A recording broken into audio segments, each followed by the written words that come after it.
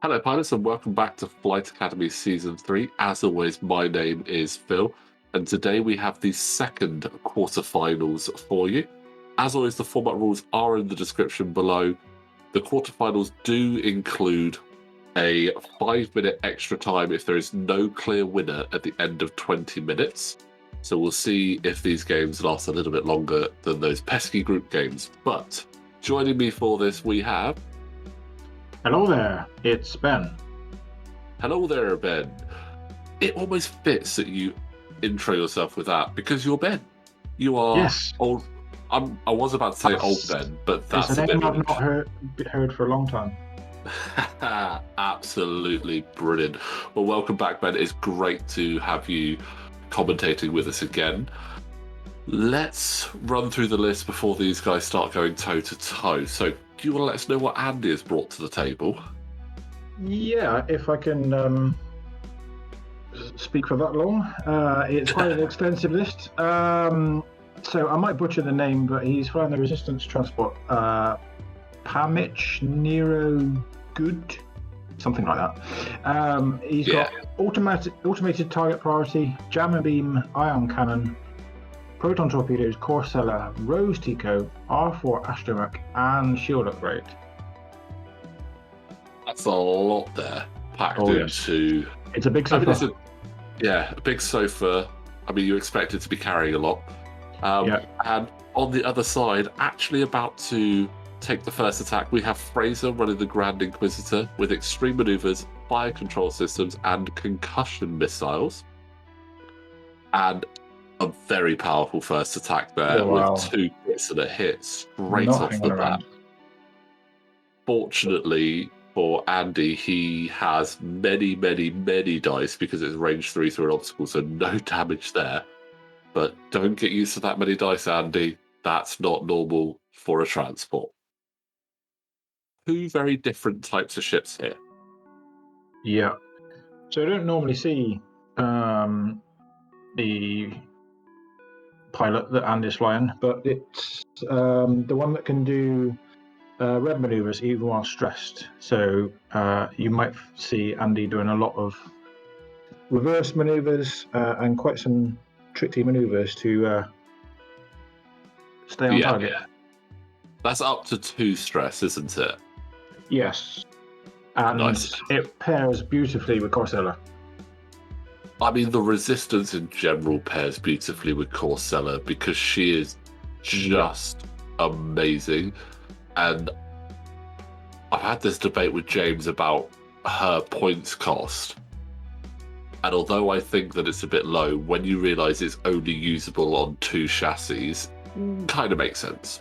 Because you can only use it on the Transport and the Falcon, because they're the only ones, I believe, that actually have crew slots. So does kind of make sense there, but it is a really good combination. But that's extreme maneuvers paying off really well there. Almost misjudging where Pamic was going, being able to bring it back with extreme maneuvers is going to be really handy there for Fraser. But I mean, you've got just a slow-moving tank of a sofa versus a very nimble interceptor-style ship. So it's going to be interesting to see how Andy does cope with that thing dancing around him, if he can put in the damage he needs. I mean, he handled well against mine and your list in the group stages, so we know he's got the chops for it. Yeah, definitely. The tricky thing is he's put himself in a really good position where Fraser can't really arc dodge him. No. I mean, he's almost so far in the corner that if he's within range 3, he can't get out of that. There's like a really tiny narrow corridor to the left of the Transport that can get out of it, but it's not going to do much. But that's 2 damage going through onto Pamic there, and the return shot. No, I think that's spending the result with Rose Psycho to get Rose T target lock, which is so good, and that's, I believe, an ion cannon there. Spending the target lock, spending the result to get it back. 3 hits. That's going to be tricky to evade there, especially with no tokens. Ooh, only 1 damage. That's probably the best result Fraser could hope for there, whilst not evading it all. So still has full access to that incredible dial of the high advanced V1 there. Yeah, I mean, I think they've got one of probably the best maneuver in X-Wing, which is a 1 hard, and it's blue, I believe. Yes, the blue 1 So good. hard. The envy of any intercept. I mean, having a white 1 hard in itself is really good, but having it as blue is just is such an aggressive move, because once you get into position, having that just means that you're going to be able to stick in position. Oh, careful, Fraser. There's a ship there. I mean, do these guys want to use the rest of the board? I don't know. I mean, I could sort of cut the little corner out of this video and just leave it as that at the moment. At least it's down in the lower corner rather than normal, where it'd be up in the top corner and even harder to see. But that is a really nice use of extreme maneuvers again. 4 starving the Inquisitor though, but a really strong range 1 shot there. I think Pamic might also clip the Grand Inquisitor, but it is hard to tell from this angle. The only thing is, it's a bit dangerous if Andy manages to ion the Inquisitor in the corner. Yes, but That's risky. I think there's enough space there that should Fraser need it, he can do the one bank ion. Yeah. Oh, another point of damage there. Not quite half yet, but he's doing well. He's just checking it. So there's a forearm in the way. Oh, I think they determined it was out of arc. That was very lucky for Fraser. And Pamic needs to move now because he's got 2 stress, so he can't just sit there.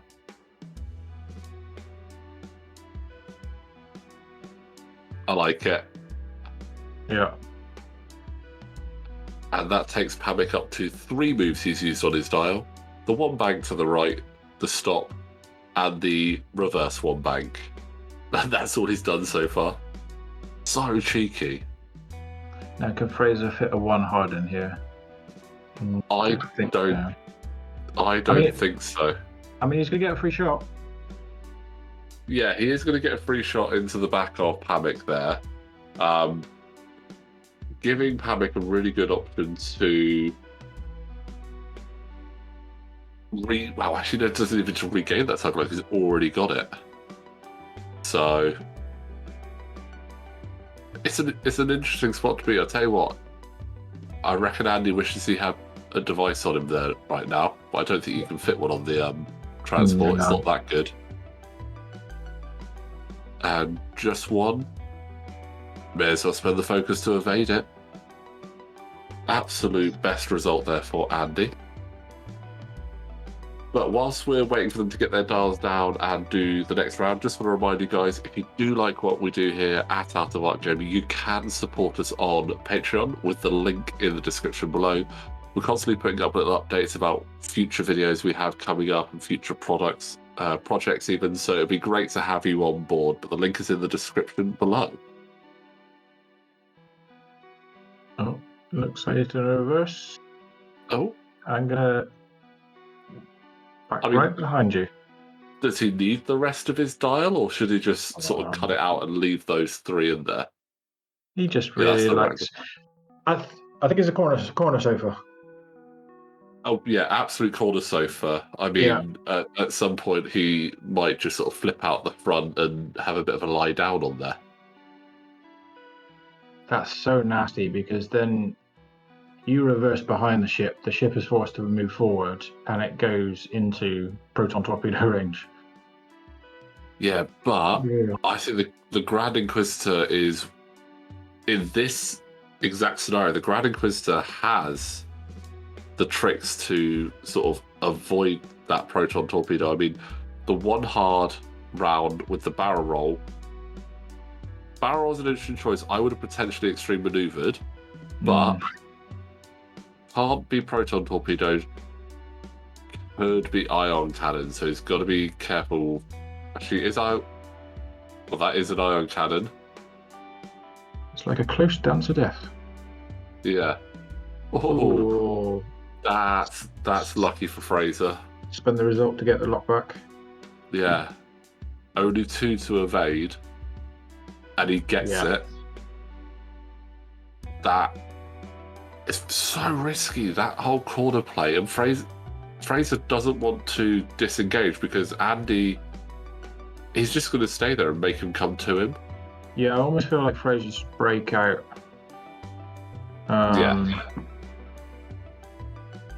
Yeah, I think eventually I got a feeling that the transport is much more favourable in this position. Yes, the Inquisitor can evade quite well, but there's only so much you can push your luck with that. Yeah. And I mean, if Fraser was to disengage and then force Andy to come out at him and give him a bit more room, because that's what I'm worried about, is the lack of room that Fraser actually has there at the moment. I mean, once the other torpedo's gone, Fraser's got much more firepower. Yeah, I mean, with the Grand Inquisitor's ability as well, he can trigger range 1 whilst he's at range 3 by spending a force. Oh, that's not too bad there. Oh, that's pretty good. 2 crits and a hit with that last proton torpedo. He's got the evade token, he's got the force, so... Oh, nice. Spend an evade, spend a force. That's it. Proton torpedo is used. Yeah. Yeah, this is where I feel like a breakaway now would be good. Now there's no threat of proton torpedoes. Yeah. What's quite interesting is this sort of goes against the way Fraser's flying the Grand Inquisitor here, goes against how he flew Rick Olay in season 2, where he was obviously trying to do those big maneuvers to get that evade token. He's obviously learned from that, and he's trying to stick aggressive. And 9 times out of 10 for Fraser, it's worked really well, but this has just been so tough. Ooh, I mean, that's a new move. Normally with most ships, I mean, that's what the Grand Inquisitor wants to do, I would have thought. It's so good at staying close and knife fighting. Yeah. But against something that's stuck in a corner, it's... Yeah, I mean, what do you do? I mean, I've used the Grand Inquisitor to great effect. Oh, this could be a good move. If you can get a barrel roll in. That barrel roll is a nice range 1 unanswered shot there. That is... Oh, that's a nice move. Yes. Perfect. Fraser, ignore everything we're saying. Just keep on. That was brilliant.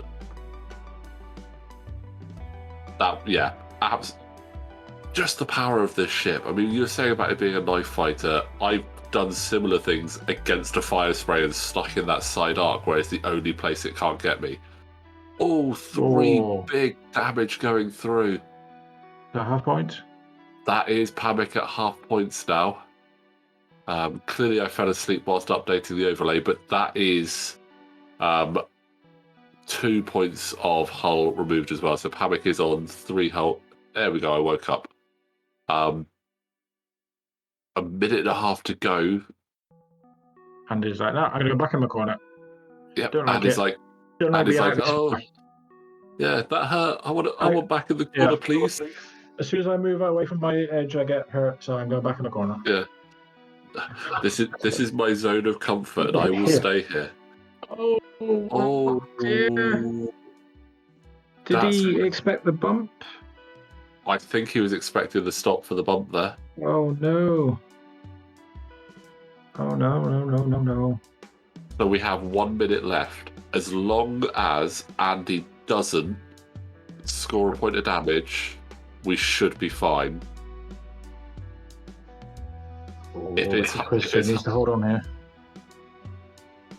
Oh, so that was a blank out, spending the 3 hits and a crit. This is going to be... He needs... That's not going to do it. With the evade and a force, that's half points. And there's probably enough time to one more round. The thing is, they're both on half points, which means it triggers the 5 minutes extra time. And unfortunately, only one ship on the board has a reverse. And it's not the Grand Inquisitor, and no move the Grand Inquisitor can do will keep him on the board. Yeah, he's panicking in that cockpit, trying to find a reverse gear. It isn't there. After such an amazing bit of flying for Fraser, it's so unfortunate to go out that way, but you know what? It was absolutely fantastic to watch. He's just checking it. I mean, I've got a nice, big thick border. Yeah, a nice big thick border there, so you know it's not going to happen. So, really unfortunate for Fraser there. Very sneaky for Andy, but Andy does actually make it through now to the semi-finals with that one. But that was a great match. That was a great match. Fraser did fly so well there, and it was just that one that missed bump that I think he was expecting was just what cost him, unfortunately. Yeah, I mean, how many matches do you see 2 ships fighting in a corner of the world? Absolutely, you don't see it very often. But let's just double check the standings going forward. So that is the second quarterfinal done. Andy progressing to the semis. So our first semi-final will be Connor versus Andy, a resistance showdown. Both very bulky. So that is going to be an incredibly interesting match to watch. But Ben, I just want to say thank you very much for joining us for that, and I hope you enjoyed that match. I did indeed. Thank you for having us on. No worries. And guys, thank you very much for watching. Again, please don't forget to like the video, subscribe to the channel, and we will see you next time.